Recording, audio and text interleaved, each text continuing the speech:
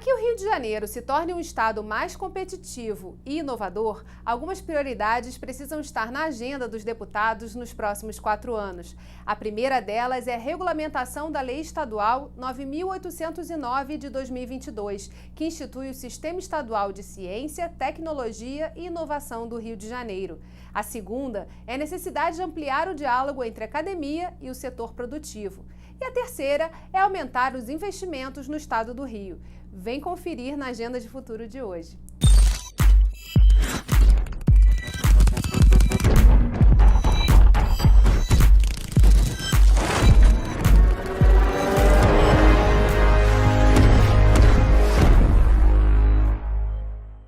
O capítulo da Agenda de Futuro de hoje traz como entrevistado o presidente do Conselho Consultivo da Amprotec, José Alberto Aranha. Seja muito bem-vindo, presidente. Muito bom estar aqui outra vez contigo, gente. E aí, falando especificamente de inovação, o Rio de Janeiro tem um papel fundamental aí no Brasil pela reunião de institutos de pesquisa, universidades federais, temos várias aqui no Rio. O senhor podia falar um pouquinho sobre esse contexto, né? O que diferencia o Rio de Janeiro de outros estados? Quer dizer, o Rio de Janeiro, na realidade, ele tem ouro em pó. Ele tem tudo que a gente precisa para fazer inovação. Ele tem boas universidades, a pesquisa, tudo que você citou aí. Quer dizer, nós temos, na realidade, as condições básicas para fazer inovação. Por que o Rio de Janeiro não consegue realizar isso e não consegue ser competitivo através das suas empresas, Estado, etc., tudo mais? Porque a inovação, ela não é só fazer ciência, fazer tecnologia. Ela tem que utilizar a ciência e a tecnologia em forma de valor para a sociedade. Quer dizer, essa transformação que a gente chama de inovação é que a parte prática, né, que é a realização, é a entrega, é entregar alguma coisa para a cidade, esse é que é um ponto fundamental. A gente pode discutir bastante o porquê disso, mas eu acho que o Rio tem tudo que precisa e falta mais alguma coisa para chegar aonde a gente quer. Alguns especialistas defendem que a gente precisa colocar o pé firme na questão da reindustrialização, né? Que a falta de indústrias, o deslocamento delas para outros estados criou uma situação em que essa encomenda ela fica mais complicada, né? E essa relação acaba não acontecendo entre as universidades e as empresas. Isso, na sua visão, é um ponto que a gente precisa melhorar aí para os próximos 4 anos? Eu não sei se a gente precisa ficar tão preocupado, Geisa, sabe por quê? Quem cresce hoje no PIB, no Brasil, no mundo, etc., é mais serviço do que a própria indústria. Então, se a indústria está se movendo para outro local, isso não significa que nós estejamos perdendo PIB. O que nós precisamos é conseguir inovar e competir na área de serviços. Isso sim, eu acho que... E as indústrias que a gente possa ter aqui no Estado também têm que serem mais inovadoras. Eu não me preocuparia muito com a saída de empresas. Eu acho que a gente tem que saber quais são as novas empresas da nova economia que vão gerar mais valor agregado e com maior competitividade nisso, a gente melhora a qualidade de vida das pessoas. O senhor falou um ponto interessante, que é a questão dos serviços, né, da fortaleza que o Estado tem, né, o pé que tem, né, nessa questão dos serviços. Como fazer inovação para esse setor? Como que a gente pode também aproximar a indústria e, quer dizer, na verdade, os serviços e as universidades? Muito se fala sobre inovação e às vezes as pessoas acham que é fazer um novo produto, mas não é isso, né? Não. Na realidade, não é só o produto, ou o serviço, ou o processo, ou a inovação é algo novo, algo que você agrega ou modifica, ou faz mais, em termos radicais, uma mudança de conceito para poder competir, né? Competir no quê? Na solução de problemas. Cada vez mais o que está acontecendo no mundo é que nós nos distanciamos daquele processo que existia antigamente de descobrir, de inventar, de patentear, para chegar na inovação por uma realidade mais próxima do que é o usuário, quer dizer, do mercado, das próprios problemas que existem. Então, inovar cada vez mais é resolver problemas, resolver dores, resolver situações que fazem com que se modifique a nossa situação de competitividade no mercado e na melhoria de qualidade de vida. Na questão da inovação, é importante que a gente tenha o nosso marco legal organizado, né? que permita esse relacionamento acontecer entre as instituições públicas e privadas, entre as empresas e as universidades. Recentemente, o Estado do Rio, finalmente, conseguiu sancionar a lei que cria o Sistema Estadual de Ciência, Tecnologia e Inovação. Que teve a participação aí nos debates da Amprotec desde o seu início. Queria que o senhor falasse um pouquinho desse processo de discussão e como a Amprotec atua, né, justamente nessa questão do debate com o parlamento e os atores do sistema, do ecossistema. Perfeito. Nós vivemos numa federação e a Amprotec atua muito em Brasília, junto à parte legislativa do Congresso, né, Câmara de Deputados, Senado, etc., observando bastante a inovação. Há mais de 10 anos, eu diria cerca de quase 15 anos, que a Amprotec tem trabalhado muito, e os resultados não foram só da Amprotec, foi toda uma mobilização da sociedade, de outras associações, as associações se juntaram. No Congresso existe quase que uma bancada da inovação, que não é uma bancada partidária, ela é suprapartidária. Então, isso tudo muito ajudou em que o Brasil conseguisse fazer o marco legal da inovação, a gente conseguisse colocar a inovação na Constituinte, a gente conseguiu fazer o marco legal de startups, e daí começaram a nascer uma série de outras bases jurídicas para que o país pudesse efetivamente se desenvolver. Eu acredito que, em termos federais, nós já temos toda a base legal que a gente precisa. E aí começa a cascata da ida para os estados e para os municípios. O Rio de Janeiro, felizmente, conseguiu fazer uma belíssima lei da inovação para o Estado. Então, o Estado saiu muito bem nessa competição. E o Rio de Janeiro, hoje, consegue dar aos municípios já uma visão de como é que eles têm que conseguir se organizar. O que nós vamos precisar agora, e aí eu acho que é uma grande ajuda da Alerj nesse processo, é passar esse conhecimento da lei da inovação, em termos práticos, para cada uma das cidades do município do nosso estado. Quer dizer, só vai aparecer o resultado na ponta quando as cidades todas tiverem as suas legislações, suas leis de inovação baseadas na do Estado, que estão baseadas no governo federal, e realmente as coisas começarem a acontecer. Aí vai ser uma explosão. Quer dizer, nós vamos começar efetivamente a gerar novos produtos, processos, serviços, conceitos, e aí vai mudar muita coisa. Tem um ponto interessante, né, que essa lei traz, que é o tema da inovação social.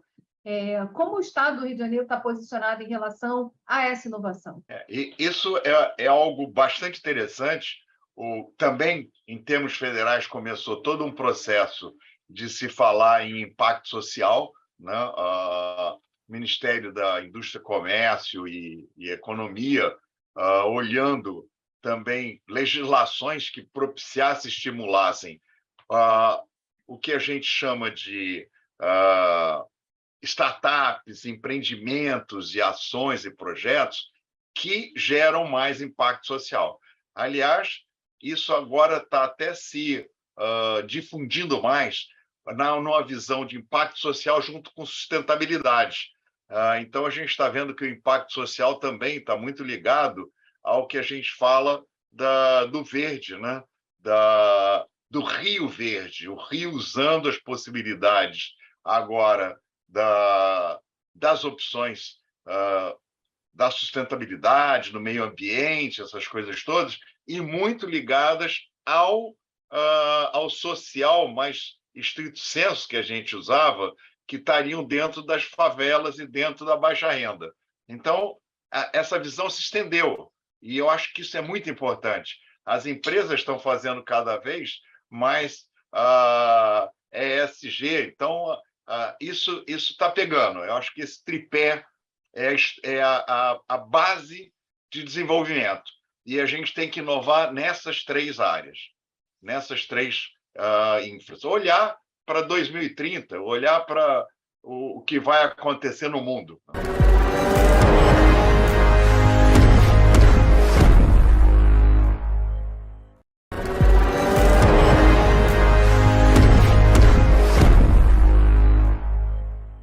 Inovação é solução de problemas, e tudo que o Rio de Janeiro precisa para fazer a inovação, ele já tem. É o que nos conta o presidente do Conselho Consultivo da Amprotec, José Alberto Aranha, nesse capítulo do Agenda de Futuro. Em relação à agenda legislativa para os próximos 4 anos, qual deve ser o olhar do parlamentar aqui da Assembleia Legislativa do Estado para a inovação e para o que precisa ser feito, né, para que a gente possa responder aos nossos desafios do dia a dia, do desenvolvimento? Eu acho que os nossos parlamentares estão sendo bem subsidiados pelo Fórum de Desenvolvimento da Alerj, pelo trabalho que o Rio em Foco está fazendo em dar uma série de diagnósticos. Eu acho que os programas que vocês estão fazendo como esse são muito importantes. Eu tenho acompanhado as várias entrevistas e nós temos hoje um diagnóstico de vários setores. Nós temos a possibilidade de olhar cada um desses setores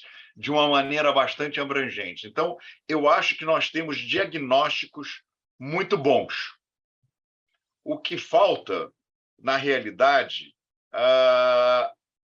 nós conseguimos agora não encontrar soluções para os problemas, porque a solução ela é mais complexa, ela envolve realmente a inovação como um todo, mas pelo menos recomendações. Então, eu acho que o Fórum está fazendo um trabalho para os nossos deputados na área das recomendações. Como é que a gente consegue, então, transformar essas recomendações em soluções para o Estado, que eu acho que é o que a gente teria que se concentrar nesses próximos 4 anos. A transformação em solução, ela depende, quando nós começamos a falar, nós falamos que a inovação ela estava ancorada na educação, na capacitação, né, para gerar mais competitividade, e isso significa capital intelectual. Então, nós temos que ter uma visão de que a competitividade entre os espaços, os territórios, vão ser cada vez mais pelo número, ou pela quantidade de capital social que a gente tem. E isso significa poder preparar, atrair, reter capital intelectual.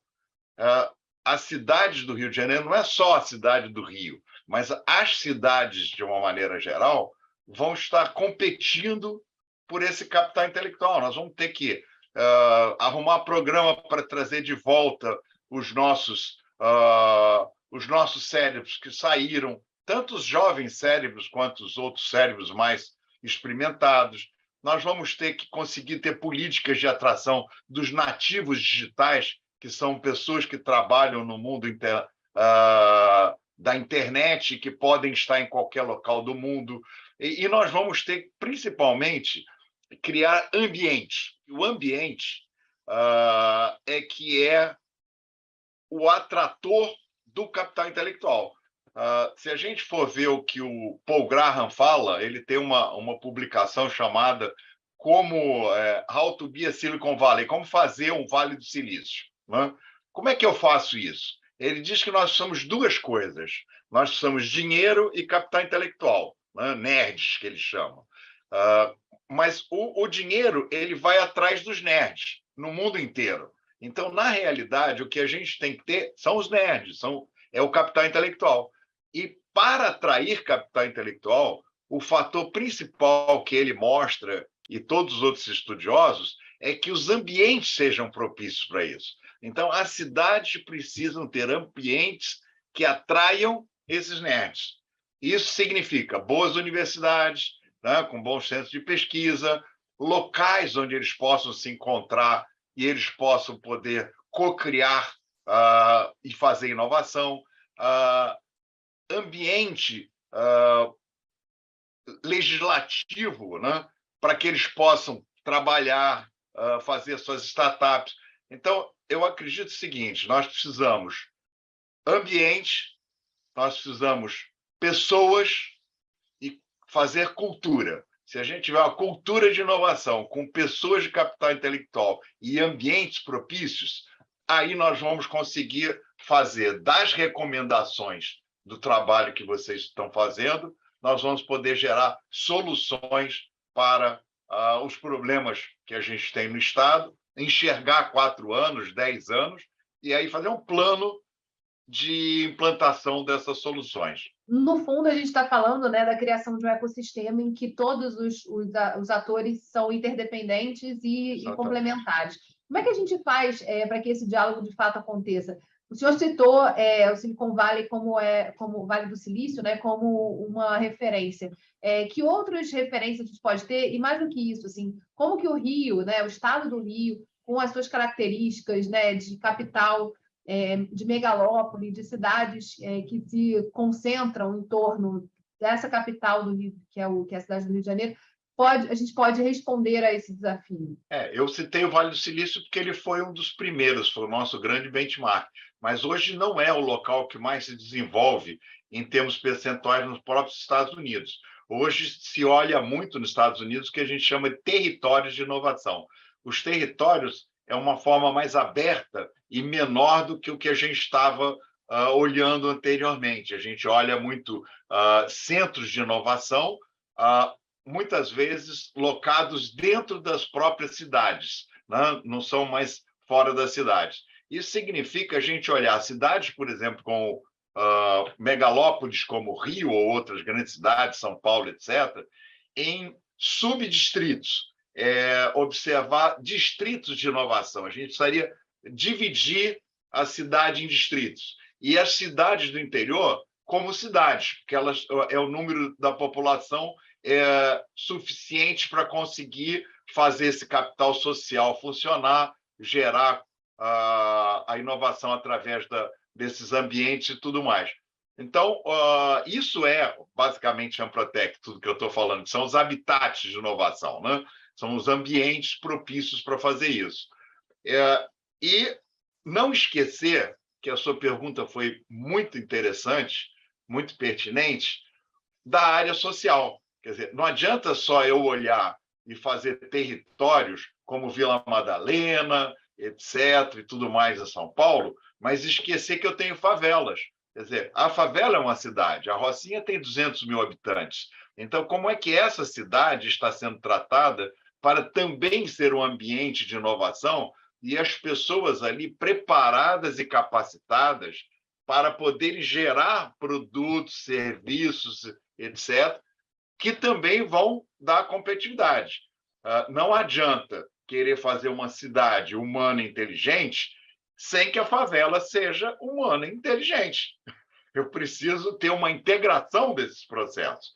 Então, é muito importante ver os territórios de inovação, mas integrar nesses territórios todas as diferenças sociais. Até porque, como o senhor mesmo disse, né, inovação é a solução de problemas e buscar as fórmulas, né, o como resolver os problemas de uma cidade que cresceu de forma não planejada é um fator aí de mudança que a gente pode até construir soluções para o mundo, não só para o estado do Rio de Janeiro. Né? Exatamente isso. Eu acho que você falou uma palavra mágica aí para deixar para os próximos 10 anos do Brasil e do Rio.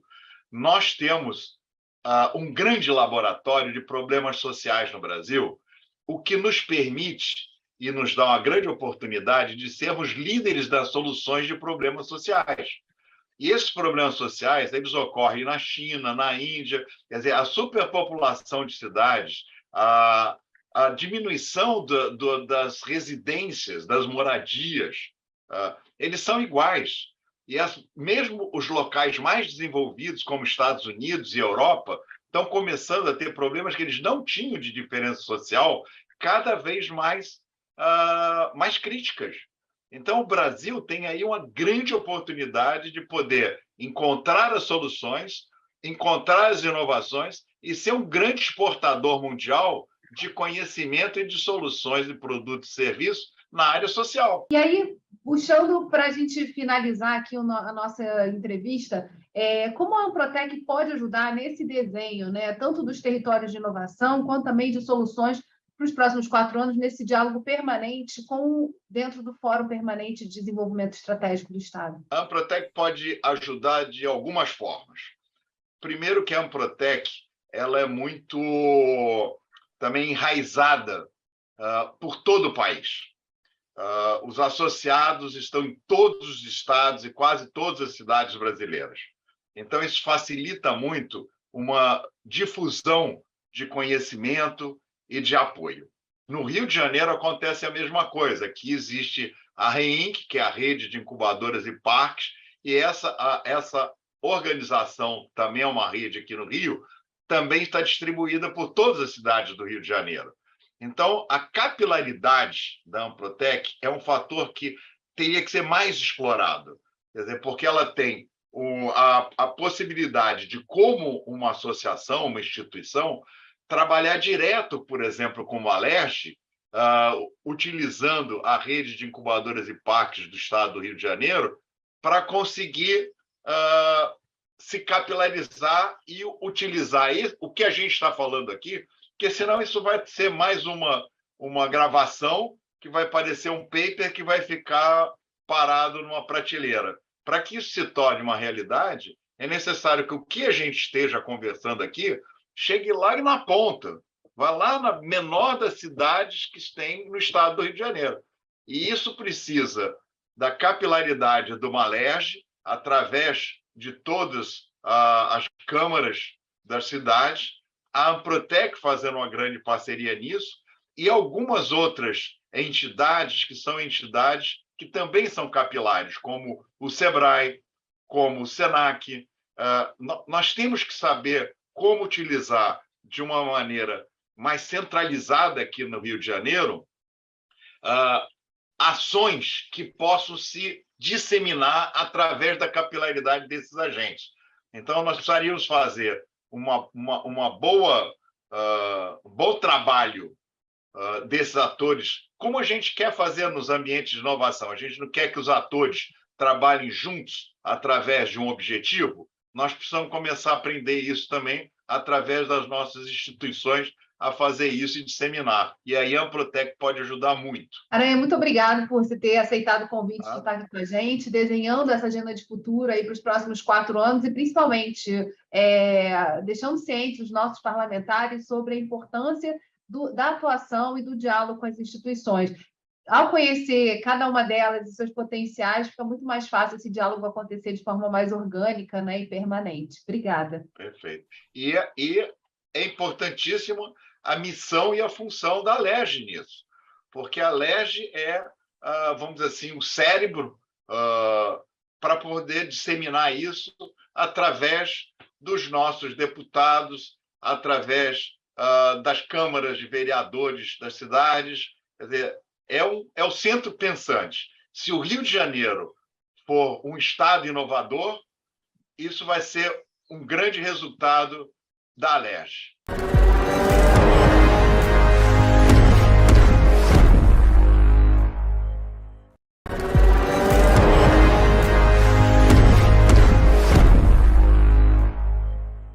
O Rio de Janeiro é um estado ímpar por concentrar grandes centros de pesquisa e instituições públicas, e no ensino profissional possui um potencial de responder aos desafios de desenvolvimento rapidamente a partir dos institutos federais. Nessa entrevista do Agenda de Futuro 2023, o reitor do Instituto Federal de Educação, Ciência e Tecnologia, Rafael Almada, fala sobre os aprendizados durante a pandemia e a necessidade de aprofundar ainda mais a integração entre academia e setor produtivo. O senhor poderia fazer desenhar um cenário do que foram os últimos anos desafiadores que a gente teve de pandemia e como o IFRJ também atuou na resposta, né, a essa questão do ensino emergencial online? Como é que foi esse processo também de manter, né, funcionando e respondendo aos desafios do desenvolvimento nessa expansão que há a possibilidade de ser cada vez maior nos próximos anos? Não tem como não falar em desenvolvimento, Geisa, se a gente não trabalhar com a ideia da educação e da saúde ser essencial para complementar as ações de desenvolvimento, de infraestrutura, né, de economia. Então, no momento de uma pandemia, a educação e a saúde, a educação foi impactada, né, pela questão da própria pandemia e a educação também poderia ser muito impactada. Então, a gente teve que gerar soluções muito rápido, aprendendo também um conceito, né? Ninguém, nas piores projeções, ia imaginar que a gente ia passar uma pandemia, um isolamento, né? E como você fazer a transformação do ensino presencial para um ensino remoto, né? A educação à distância, a gente está acostumado a fazer, mas a educação à distância é quando a concepção daquele curso ele já nasce na forma de educação à distância. Então, ele tem uma outra concepção. Agora, você pegar os cursos que são muito práticos e transformá-los, foi um grande desafio.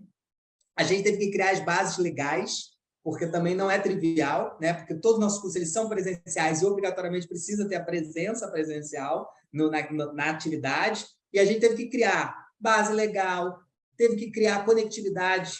Não tem como eu falar do meu estudante da Baixada Fluminense, das regiões mais vulneráveis da capital, que estudam na minha instituição e que realmente não tinham computadores em casa, não tinham internet de qualidade. E você participar de videoconferências, você depende de um equipamento e de uma conexão. Então, assim, a gente teve que criar esses instrumentos, criar auxílio conectividade, e a gente conseguiu. E a partir do momento que a gente começou a fazer as atividades pedagógicas não presenciais, a gente descobriu também limitações. Os nossos professores não estavam formados para atuar com a tecnologia, a gente teve que fazer capacitações.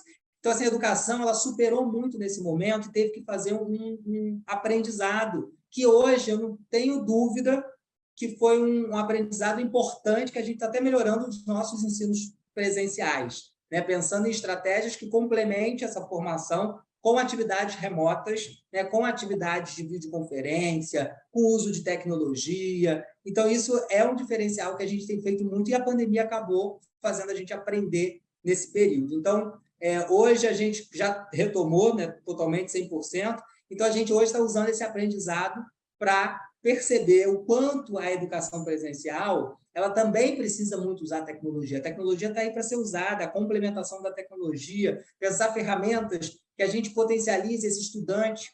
Existem números que estão mostrando para a gente que, pós-pandemia, as pessoas estão desestimuladas para se formar, para aprender. As pessoas passaram um período e estão desestimuladas, sem perspectivas. Então, a educação ela acaba gerando essa perspectiva. Então, a gente precisa engajar um ensino que seja além do ensino que não traga a realidade prática, né? O Instituto ele trabalha muito com a linha da pesquisa e da extensão. Só que a gente trabalha numa pesquisa mais aplicada e numa extensão que seja uma extensão que pense soluções tecnológicas, melhoria contínua, porque a gente entende que o setor produtivo ele depende de uma resposta rápida, né? A academia não pode estar distante das realidades, dos problemas sociais. Não dá para falar de meio ambiente aqui no Rio de Janeiro sem falar do engarrafamento que a gente pega, né, dos rios que estão poluídos, da Baía de Guanabara, que precisa de uma proteção. E se a realidade local? Falar de meio ambiente como se fosse só a proteção da Amazônia, que também mas não só aquilo, você traz a realidade para a vida da pessoa. Então, o estudante que forma na área de meio ambiente, que entende que a Baía de Guanabara é uma oportunidade, né, de ser útil para a cidade, para o Estado, você mostra a realidade. E aí, quando a educação está próxima da realidade, é muito mais fácil a gente estimular esse cidadão. E pensando nessa agenda de desenvolvimento dos próximos 4 anos, o senhor já falou aqui dos planos de expansão do IFRJ, mas aí falando do olhar, do sonho e da possibilidade de realidade, né, que a gente desenha para o Legislativo Fluminense, né, para os deputados eleitos. Qual, na sua opinião, são os temas, né, que tem que estar na agenda e no radar do deputado? Claro, o Rio de Janeiro ele tem uma oportunidade ímpar, assim, como Estado. A gente tem boas instituições, universidades públicas e privadas, a gente tem boas instituições na área de educação profissional, 4 delas estão localizadas aqui no estado do Rio de Janeiro. A gente tem centros de pesquisa. Então, assim, a integração entre a academia e o setor produtivo ela é essencial. Hoje, eu acho que uma agenda de desenvolvimento é fortalecer essas relações para a resposta da sociedade, pensar em mobilidade, pensar em ambiente, pensar em economia, pensar em geração de emprego, pensar em formação profissional. O Estado do Rio de Janeiro precisa conhecer o seu mapa de educação profissional e tecnológica. A gente precisa integrar essas universidades com o setor produtivo, criar investimento, porque também são necessários esses investimentos, reduzir os problemas de infraestrutura para que a gente faça esse estudante chegar no seu local de trabalho, chegar na instituição de ensino. A gente precisa integrar o Estado, a rede de educação profissional do Estado, né? As suas escolas estaduais, a sua rede de FAETEC, integrar com o ensino federal, com o Instituto Federal Fluminense, com o Instituto Federal do Rio de Janeiro, com o Cefet Rio, com o Colégio Pedro II, com as universidades. Então, assim, eu acho que um grande planejamento de futuro e desenvolvimento é fortalecer essa integração entre a academia e o setor produtivo, entendendo qual é o mapa da educação profissional e tecnológica. Porque não dá para a gente achar que só uma instituição vai solucionar todos os problemas da formação daquele cidadão. Ele pode, sim, fazer um curso de qualificação no Sistema S, no Senai, no Senac, depois fazer um curso técnico no Instituto, depois fazer uma graduação na universidade pública ou privada, depois fazer uma pós-graduação de novo no Instituto. Ou seja, a gente precisa entender, eu acho que o grande desenvolvimento é pensar como está esse mapa da educação profissional e tecnológica e criar o que a gente chama de itinerário formativo. É permitir que esse cidadão saiba onde estão os cursos e que possa caminhar dentro de um processo de formação que eleve a escolaridade. E justamente reforça esse caráter da educação continuada, né? Ela não acaba ao fim de um ciclo escolar ou na universidade ou no próprio ensino técnico. É permanentemente a necessidade do ser humano de estar se aperfeiçoando, até porque os desafios, a gente percebeu, já estão acelerados, né? E as mudanças são cada vez mais rápidas. Agora, pensando na perspectiva do olhar de como o IFRJ pode contribuir nesse debate, nessa construção dessa agenda de desenvolvimento? Então, a gente tem 2 motivos principais que eu acho que a gente pode pensar. Primeiro, as soluções de pesquisas aplicadas. O Instituto, hoje, a gente conta com uma agência de inovação. Essa agência de inovação, hoje, ela dialoga com diversas empresas e indústrias para gerar soluções sobre demandas da sociedade. Então, assim, já é diretamente uma instituição que trabalha com uma pesquisa aplicada, com uma extensão tecnológica, que trabalha com empreendedorismo. Acho que isso é essencial. E é o empreendedorismo, aquele empreendedorismo que vai gerar renda, consolidar oportunidades e melhorar a economia. A gente não pode gerar profissionais que vão empreender, que vão ter a frustração de empreender e não gerar os desenvolvimentos que a gente precisa para o Estado. Então, hoje, o Instituto, na sua rede de articulações, junto com prefeituras, junto com o governo estadual, junto com outras agentes importantes na área de pesquisa, a gente também se coloca como uma instituição de pesquisa e extensão. Segundo, é mapear essa educação profissional. Eu acho que a gente precisa mapear. Alguém precisa se juntar a essas instituições, por isso que eu acho que um papel grande é o legislativo, é o Fórum de Desenvolvimento, que é fazer esse mapeamento, né? Porque o estudante ele não vai começar e terminar simplesmente numa instituição, mas ele tem que saber esses itinerários formativos. Eu acho que isso talvez a gente possa potencializar, porque senão a gente vai ficar construindo cursos iguais nos mesmos lugares. E não é isso. A gente tem que pensar o Estado e o seu desenvolvimento por igual nessas cidades do Estado. Não dá para a gente ter um município que tenha oportunidade de trabalho, mas não tem oportunidade de formação. Que tem oportunidade de formação, mas emprega o outro do outro município. Acho que a gente tem que pensar essa igualdade de ações. Então, eu acho que isso é uma pauta importante do desenvolvimento que o Instituto pode contribuir. Pesquisa, projetos de extensão, pensar a questão da economia solidária, pensar a estratégia de ações culturais. A gente hoje está desenvolvendo plano de cultura para alguns municípios para contribuir com a geração de renda desses agentes culturais. Isso foi estimulado, Geisa, pela Lei Aldir Blanc, que gerou, as pessoas que pegavam recursos não conseguiam prestar contas. A gente tem um curso de produção cultural em Nilópolis, a gente chamou esses agentes públicos e capacitou para a prestação de contas. Então, assim, hoje o Instituto ele é uma grande instituição que, além da formação, que é aquele ensino clássico em sala de aula, a gente desenvolve pesquisa e extensão para o setor produtivo, setor social e setor cultural. E, para finalizar, o senhor já falou um pouquinho sobre isso, mas qual o papel do Fórum de Desenvolvimento e da participação do IFRJ no Fórum de Desenvolvimento para esse olhar do futuro e, principalmente, para as ações que podem ser desenhadas para mudar a realidade? Uma coisa que eu gosto muito do Fórum primeiro, que eu acho que é um modelo inovador, né? Você tenta buscar em outros estados essa oportunidade e a gente não encontra. Segundo, é criar essas pontes, porque tem algo que a gente vê, né? Alguma discussão que acontece aqui nas câmaras setoriais ou no próprio discussão do fórum e geram projetos de lei, né? Geram ações concretas, reais para a população. E tem aquilo que a gente não quantifica, que é uma relação com uma outra instituição que a gente acaba conhecendo no fórum, que a gente cria uma parceria, né? Um prefeito que procura a gente porque viu uma discussão sobre o Instituto dentro do fórum. Então, o fórum tem um papel essencial de promover, de potencializar projetos e ações com as instituições de ensino, para que elas possam se conhecer, para a gente que pense a vanguarda das discussões na área de ciência, de tecnologia, de educação, de saúde. E eu acho que a gente tem conseguido cumprir isso muito bem. A gente, como Instituto Federal do Rio de Janeiro, tem muito orgulho de fazer parte desse fórum. A gente pediu para participar, né? A gente foi atrás, a gente queria participar. Isso tem um alcance muito grande. E quanto mais a gente mapear essas demandas, quanto mais a gente entender que a educação profissional, Geisa, ela é algo... Tem aquela educação que é permanente, né? Que são cursos que... Tem regiões do estado que vão demandar daquela formação por anos e anos, mas tem formações potenciais, né? Temporárias. Então, por exemplo, tem uma questão de logística aqui na região noroeste do estado que a gente precisa resolver. Vai lá, faz uma formação num curso complementar, subsequente, uma qualificação profissional, e essa demanda depois surge para outro espaço. Então, a educação profissional ela é viva nisso. Formar alguém, além do ensino propedêutico, mas para uma área do conhecimento, para ser especialista nessa área do conhecimento, ela potencializa as regiões do estado. Eu acho que o Fórum promove isso, potencializa isso, e a gente cada vez mais precisa que os próprios parlamentares que venham para a LERJ, os novos, os que se reelegem, entendam essa importância do fórum e só faça com que ele tenha cada vez mais vida longa.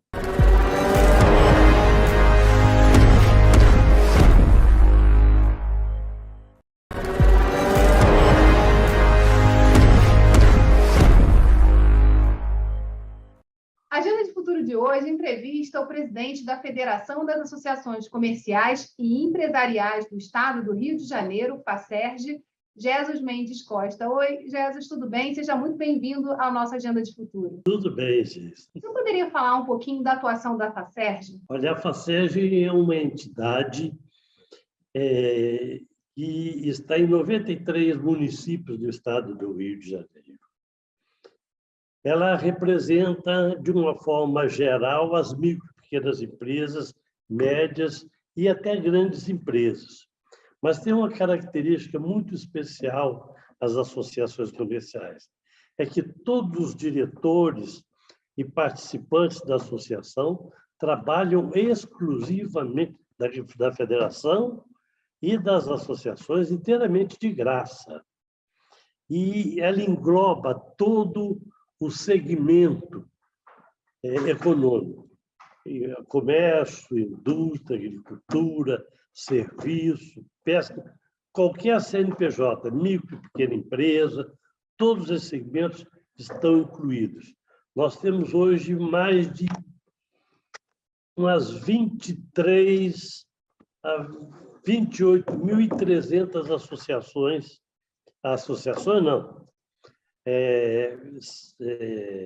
não, filiados às associações comerciais. Então, a gente tem, sim, um panorama muito grande da realidade de todo o Estado. Eu, há 20 anos, sou presidente da federação. Este ano, eu dei um soco da mesa e falei assim, ou vocês colocam um outro no meu lugar, ou então eu vou embora de qualquer jeito. porque todos os anos, de 2 em 2 anos, eles me reelegem. Eu passei 6 anos presidindo o SEBRAE do Estado do Rio de Janeiro. Mas continuei presidente da federação. Então, eu conheço cada cidade do município, as suas necessidades, as suas vocações, conheço tudo do Estado do Rio de Janeiro. Nos próximos 4 anos, quais são os temas que precisam estar no radar dos deputados eleitos para o desenvolvimento do Estado do Rio de Janeiro? Linha, olha, essa semana eu li uma estatística que me deixou profundamente assustado. O Rio de Janeiro é o 15º estado de investimento dentro do Brasil. Tem 15 estados que têm mais investimentos do que o estado do Rio de Janeiro. Isso quer dizer que no Rio de Janeiro nós temos muito pouco investimento. Muito pouco investimento. E alguns fenômenos foram responsáveis por isso. Um deles foi a descoberta do petróleo. O petróleo enriqueceu o Estado, enriqueceu, e houve um descaso para as grandes indústrias, as grandes fontes de produção de riqueza do Estado do Rio de Janeiro, que migraram para outros estados. E nós não fizemos nada para melhorar. Fechamos o Porto do Rio de Janeiro, que era o maior porto do Brasil. Hoje tem lá um mundo de armazéns vazios que poderiam abrigar gratuitamente empresas grandes que vêm explorar aqui no estado do Rio de Janeiro, gerar emprego, gerar rendas para o município. Nós temos, o outro fator importante foi a mudança da capital. Quando mudou a capital do Rio de Janeiro, você ainda não tinha nascido, não. Mas para Brasília, deixou um legado, vamos dizer assim, um passivo muito grande para o Rio de Janeiro. Não só pelos empregados que não quiseram ir para Brasília e se aposentaram, não trabalham, não produzem, como você tem aí dezenas, centenas de prédios federais, monstros. É o Ministério da Fazenda, Ministério da Educação, Ministério da Fazenda, Ministério do Exército, inúmeros órgãos federais que estão fechados, sem nenhuma utilização, que poderiam realmente ser reutilizados. Então, veja bem, acho que o próximo governo tem que abrir os olhos para este negócio. Eu não sei se você se lembra, mas na última entrevista que eu dei a você, eu falei que nós temos uma costa litorânea maravilhosa, que poderia ser explorada por uma navegação de cabotagem e de passageiros. Porque nós, de norte a sul, somos longe. Se você pegar do farol de São Tomé, em Campos, até Paraty, nós temos uma distância imensa. Mas se nós pegarmos leste-oeste, a distância é pequena. Então, nós poderíamos fazer transporte de passageiros e de cargas através do mar. Não tem que fazer estrada, tem que fazer nada. Basta a Assembleia aprovar um projeto, o governo aprovar e abrir uma concorrência que vai aparecer inúmeras empresas interessadas em explorar este mercado. Você vê que todos os anos nós recebemos do mundo inteiro uma porção de navios que vêm explorar o nosso litoral, porque é o litoral mais bonito do mundo, que eu acho, é que nós estamos muito acomodados no estado do Rio. Nós não estamos lutando para o desenvolvimento do estado, para o investimento do estado. Nós já tivemos aqui 3 ou 4 indústrias de automóveis no estado do Rio que não temos mais. Nós éramos o maior produtor de cana-de-açúcar no norte fluminense, e não somos mais. Nós já fomos o maior produtor de café do Brasil, no Vale do Paraíba, e no Brasil inteiro se plantava. No Brasil, não. No estado do Rio inteiro se plantava muito café e não se planta mais. Eu viajo por essas estradas todas, visitando os municípios, eu não vejo um pé de planta produtiva. Só mato, só capim, só pasto. Algumas cabeças de gado, nós já fomos grandes produtores de leite e não somos mais. Então, nós temos muita coisa para fazer. É preciso que a gente abra as portas do Estado do Rio para investimentos. Nós temos um patrimônio de consumo muito grande explorado pelos outros estados. Você sabia, por exemplo, que verduras e legumes e frutas, 70%, 60%, 70% vem de São Paulo. Não é produzido dentro do estado do Rio de Janeiro. E por que não produz no Rio de Janeiro? Produz alguma coisa em Petrópolis, Teresópolis, Nova Friburgo e outros lugares, mas pouca coisa. E pensando nesses temas que o senhor trouxe, como a FACERJ pode participar do desenho, né, e da execução dessa agenda? Como a FACERJ pode colaborar com esse desenvolvimento? Estimulando os empresários desta região a participarem de um programa do governo com financiamentos, com investimentos para poder incentivar as pessoas a voltarem a produzir. As usinas estão fechadas, mas o terreno está lá, não está plantado. Os fazendeiros abandonaram. Não é verdade? Então, nós precisamos, sim, de incentivos, de investimento, de pessoas que querem produzir aqui. Qual a expectativa da FACERJ de participar desses diálogos e trazer também essa agenda para o governo e para os deputados que estão assumindo? Olha, eu estou pronto, a hora que quiserem, para conversar com os prefeitos, para conversar com os deputados, para conversar... Eu já conversei agora, no governo passado, com o Vinícius Fará, que era secretário de Desenvolvimento Econômico. Ele achou muito boa a ideia, mas como ele estava num governo transitório, não pôde fazer muita coisa. Mas se desenvolveu muito a região que ele estava. Então, eu acho que tem que ter prefeitos com mais dinamismo, com mais vigor, entendeu? E essas atitudes têm partidos políticos, apoiados pelas instituições. Nós temos aí a Federação da Agricultura muito boa, dirigido pelo Rodolfo Tavares, tem a